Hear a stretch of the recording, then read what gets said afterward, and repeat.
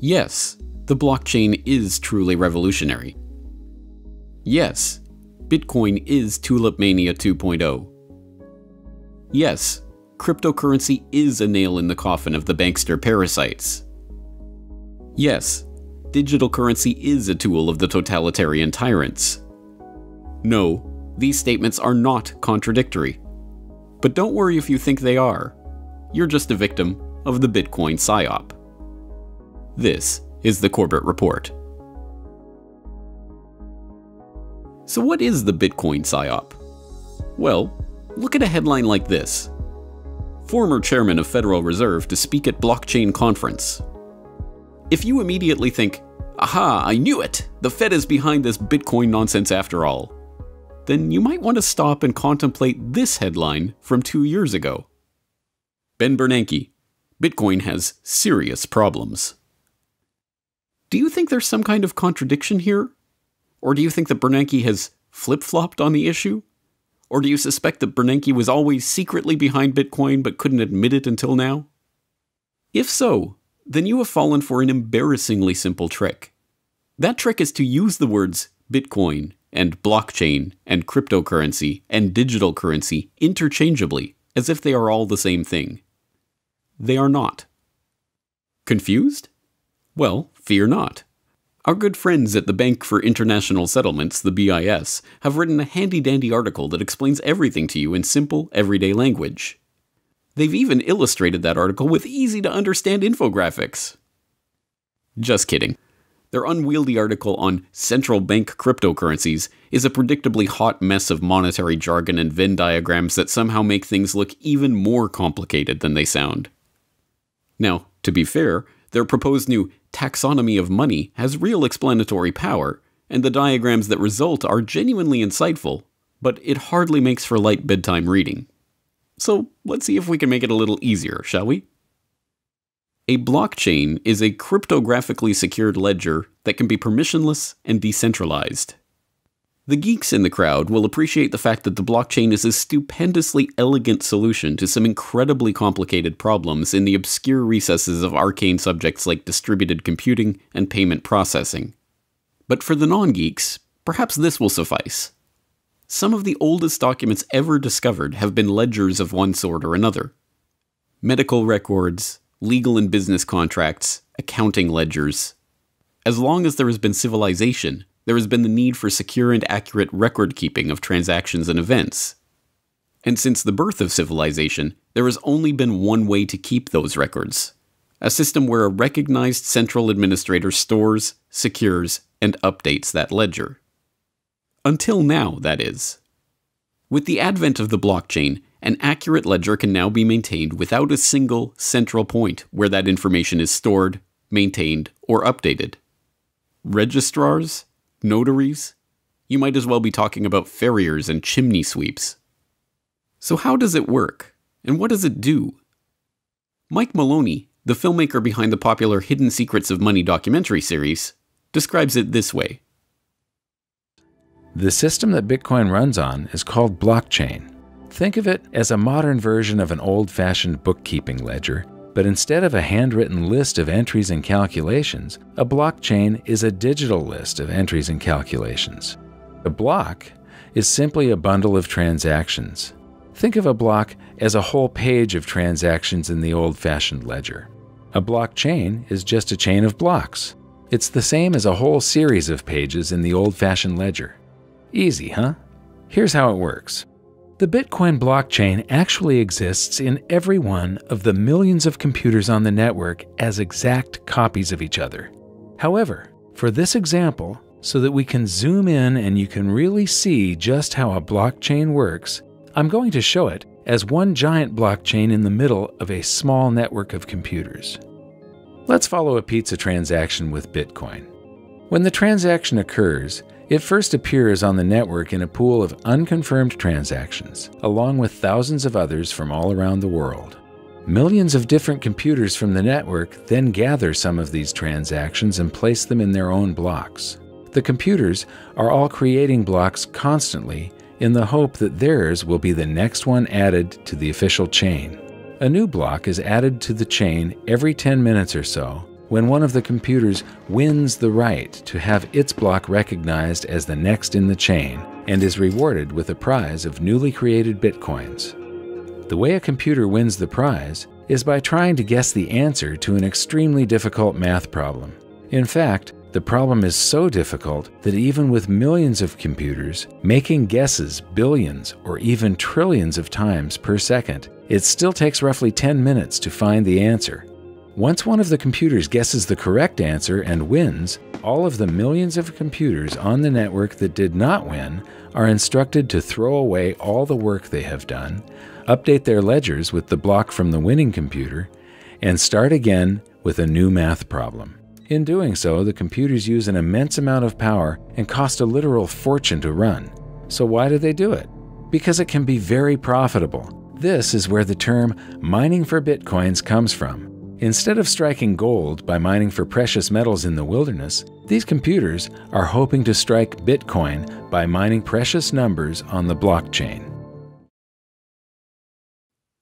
But talking about the blockchain is like talking about the printing press. Yes, it's revolutionary. Yes, it will change the course of history. But what specifically does it print? Well, whatever you want it to, of course. A papal bull or the 95 Theses, the 9/11 Commission Report or the Road to 9/11, a GMO cookbook or the Anarchist cookbook, colorful pieces of toilet paper or Federal Reserve notes, but I repeat myself. So what does the blockchain record? Well, whatever you want it to, of course. It can be used as a tool for creating smart contracts, or registering land ownership, or creating decentralized cryptocurrencies. This is where Bitcoin comes in. So what is Bitcoin? Bitcoin is a peer-to-peer cryptocurrency whose transactions are recorded in a public blockchain ledger. There are 3 things to note about this description of Bitcoin. First, Bitcoin is just one application of the blockchain ledger technology. They are not the same thing. Bitcoin is not blockchain. Blockchain is not Bitcoin. Bitcoin uses the blockchain innovation to run an electronic payment system. It's important to stress this point. Confusing these terms is a purposeful tactic that a lot of 21st century snake oil salesmen are using to sucker a public that sees the Bitcoin bubble and believes this is the next great investment opportunity. This baffle them with BS technique has been ridiculously effective in some cases. In one infamous example, the Long Island Iced Tea Corporation recently rebranded as the Long Blockchain Corporation. They still make iced tea, they just added blockchain to their name, and the market responded. The company's stocks tripled overnight. This is the exact phenomenon we saw emerge during the dot-com bubble, when any company that added .com to their name saw their stock price rise. And it is a sure sign that people are being baffled by techno-speak that they don't understand in the slightest. Andreas Antonopoulos provides some straightforward advice for separating blockchain from BS. So let's get started.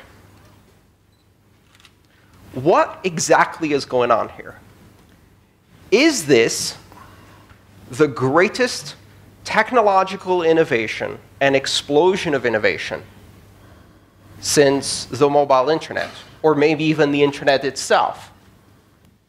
Or is this the greatest load of hype ever arranged around a technology in the history of technology? Both. And in fact, that's a characteristic of advanced technologies. I often say that where Bitcoin and the other open blockchains are today is approximately where the internet is in 1992. In terms of technology, in terms of infrastructure deployment, in terms of adoption patterns, this technology is approximately where the internet was in 1992. But the hype around blockchain is exactly where the hype around the internet was in 1998. You know what comes next. There will be a shakeout. When the waters recede, you can tell who on the beach wasn't wearing a swimsuit. They stand there naked. It's an empty promise. This will happen in the blockchain space. There is a lot of bullshit being peddled to VCs, to investors, to initial coin offering buyers, to uneducated investors. There's a lot of Ponzi schemes. There's a lot of pyramid schemes. There's a lot of empty promises. There's also a lot of business as usual disguised as innovation, disguised as disruptive technology. Now, out of that came this fantastic saying, blockchain is the technology behind Bitcoin, which is incorrect. Blockchain is one of the 4 foundational technologies behind Bitcoin, and it can't stand alone. But that hasn't stopped people from trying to sell it. Blockchain is Bitcoin with a haircut and a suit that you parade in front of your board. It's the ability to deliver a sanitized, clean, comfortable version of blockchain, of Bitcoin, to people who are too terrified of actually disruptive technology. And so you get into this very strange world where the words no longer mean anything. Can you define blockchain for me?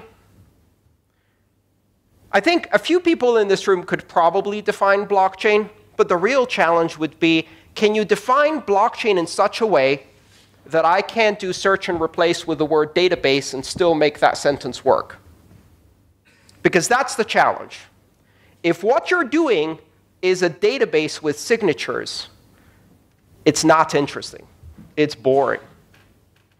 What is the essence of Bitcoin? It's not blockchain. The essence of Bitcoin is the ability to operate in a decentralized way without having to trust anyone.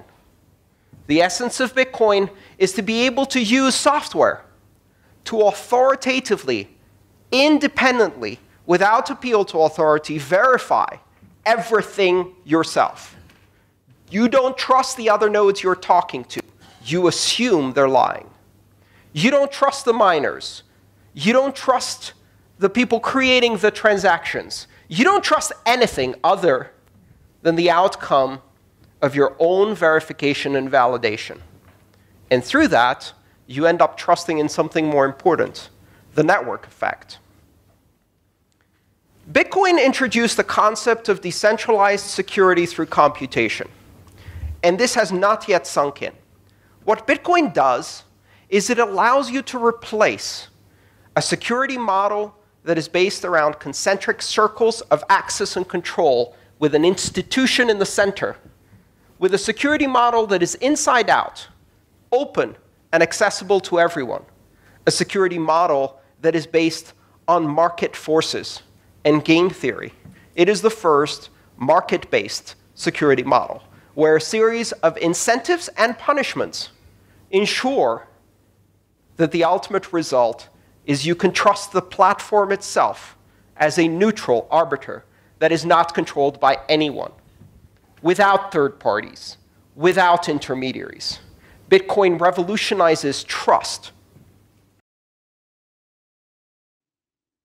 The second thing to note in our definition of Bitcoin is that it is a cryptocurrency.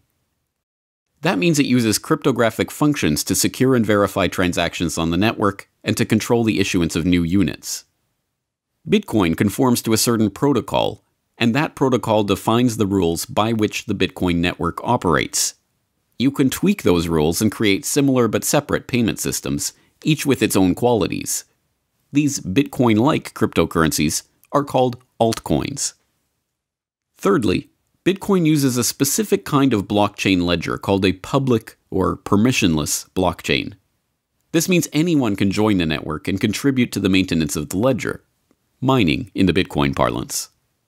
There is another kind of blockchain called a private or permissioned blockchain that requires nodes to be invited to join the network or otherwise given permission to participate in maintaining the ledger. And as a further level of analysis, it should be noted that all cryptocurrencies are digital currencies, but not all digital currencies are cryptocurrencies. Oh, and then there's virtual currencies, which are technically speaking another thing altogether. Okay, this is starting to get confusing, isn't it? This is about the point where we'd need to bust out the Venn diagrams and start coloring the overlapping parts, right? Well, if you followed all of this, good for you. If not, don't sweat it. The point for today is simply to recognize that there are a lot of separate but related concepts here, and to talk about them as if they are all just one big monolithic thing is not just unhelpful, but purposefully misleading. So, with all of this in mind, let's look at those Bernanke headlines again. Former chairman of Federal Reserve to speak at blockchain conference. And Ben Bernanke, Bitcoin has serious problems. Are you at least beginning to get a handle on how these headlines are not contradictory? How it could be that a central banker could be interested in blockchain technology, but dislike the Bitcoin application of that technology? If not, think of it this way. The same DVD player that can play Century of Enslavement can also play The Federal Reserve and You. The same printing press that can print Crossfire, the plot that killed Kennedy, can also be used to print the Warren Commission report. The same web browser that can take you to CorbettReport.com can also take you to nytimes.com. And no, I'm not recommending that you go there. So yes, the blockchain could be used to create digital currencies that represent the very vision of a totalitarian tyrant's wildest wet dream. Central banks could use private blockchains to administer national digital currencies that permanently record and track every transaction in the economy. That currency could be distributed through government-issued digital wallets that act as an individual ID and allow the government to track everything you ever purchase back to you personally. It could be used to create the perfect system of panoptic oversight, and the totalitarians could, as sole proprietors of the private blockchain, target anyone they saw as a threat for removal from the economy by simply revoking their wallet. And yes, the blockchain could be used to create a digital currency that represents the bankster's worst nightmare. Free individuals could use a public blockchain to create a cryptocurrency not issued by or subject to any central authority.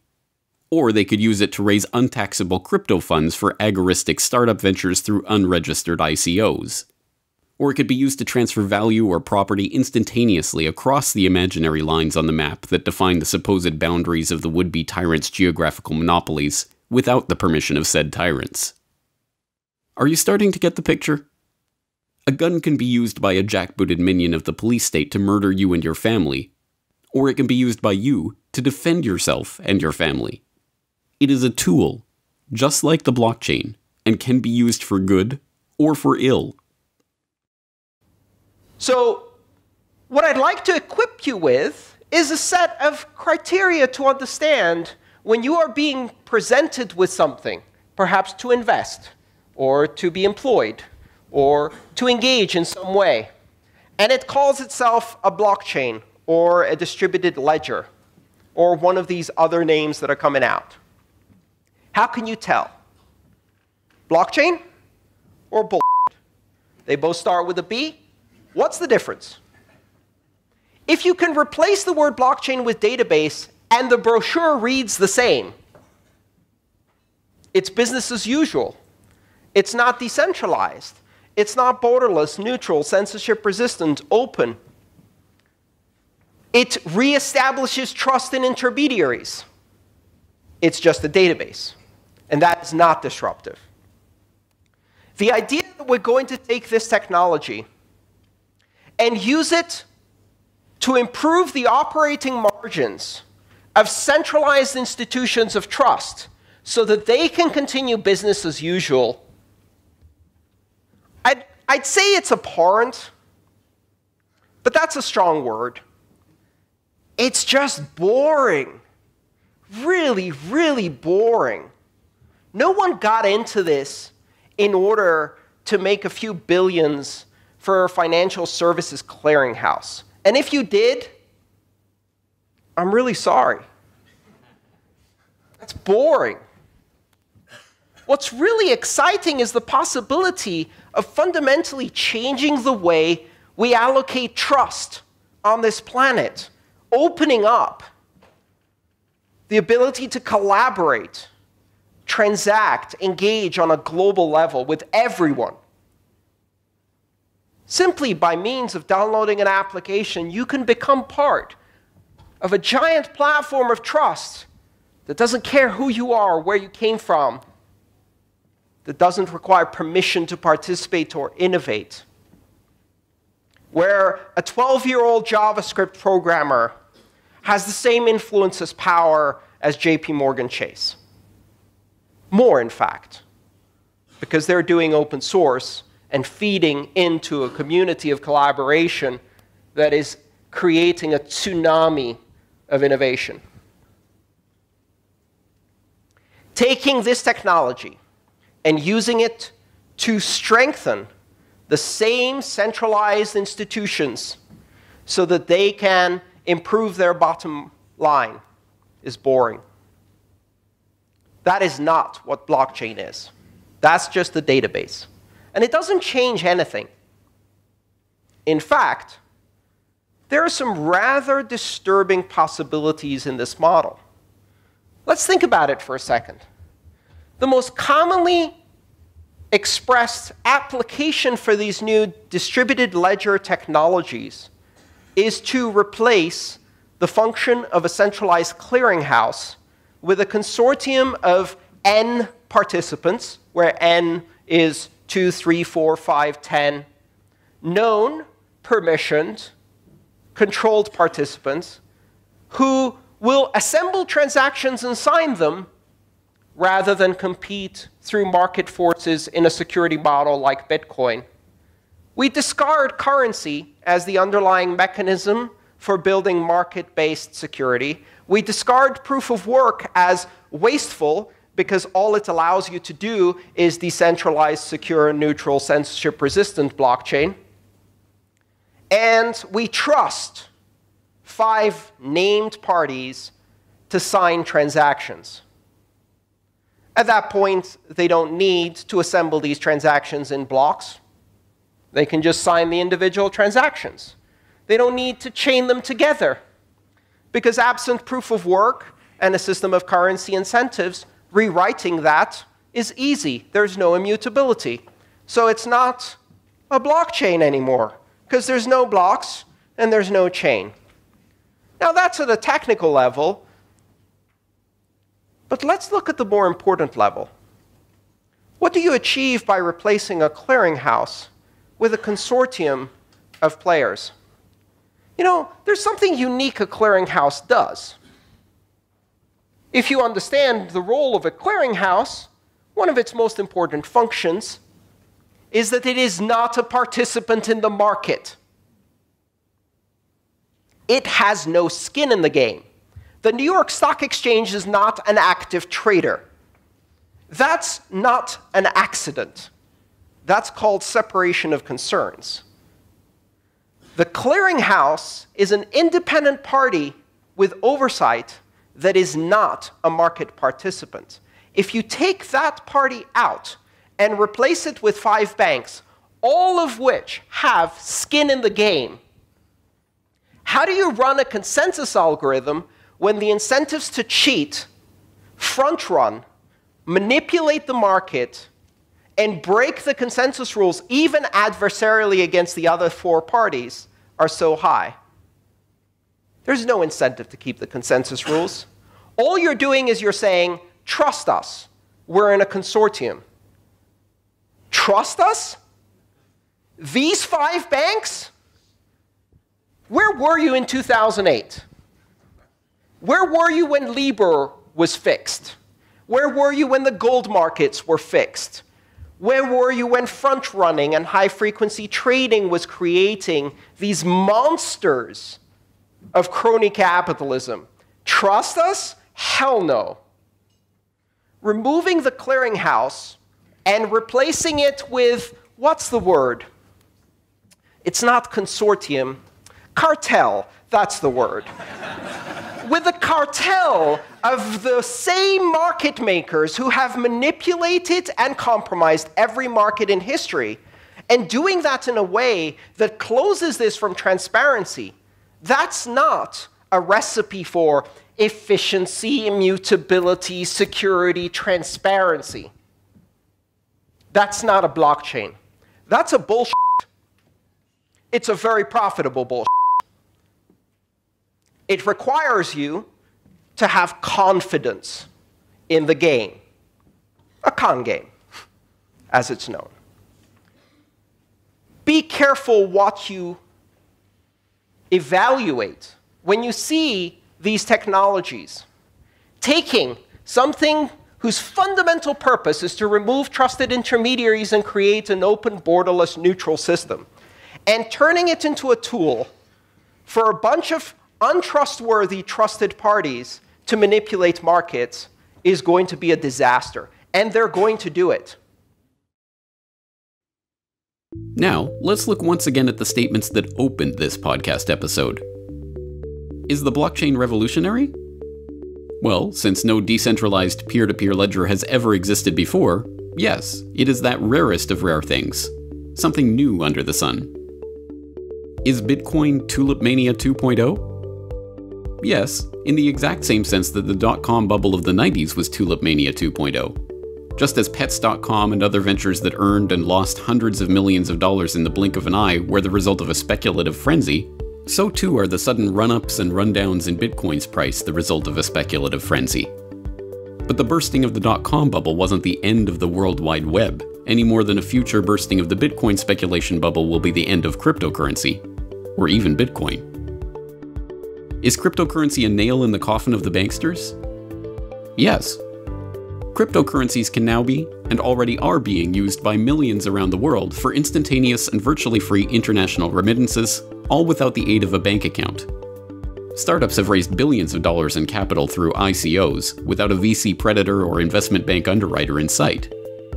More broadly, a whole host of banksters and their associated cronies in the third-party middleman parasitic class are already openly contemplating the fact that they have already been made obsolete by the blockchain technology which underlies the cryptocurrency boom. So is the blockchain the one and only silver bullet that will end banking all by itself?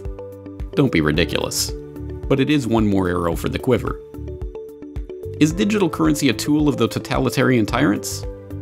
Well, we've already seen how the BIS is musing about central bank-issued cryptocurrencies, and we've contemplated how that nightmare scenario of control and surveillance might unfold. It hardly takes a Nostradamus to envision how the forces of centralization are going to push as hard as they can to put the cryptocurrency genie safely back in the bottle of central bank-issued fiat. Are any of these statements contradictory? Nope. But the Bitcoin Psyop might have made you think they were. And now, you know better. So, here's a test of your newfound, nuanced understanding of the intricacies of digital currencies. Can you explain how this headline, China's central bank has begun cautiously testing a digital currency, and this headline, China is shutting down all of Beijing's Bitcoin and cryptocurrency exchanges, are perfectly compatible?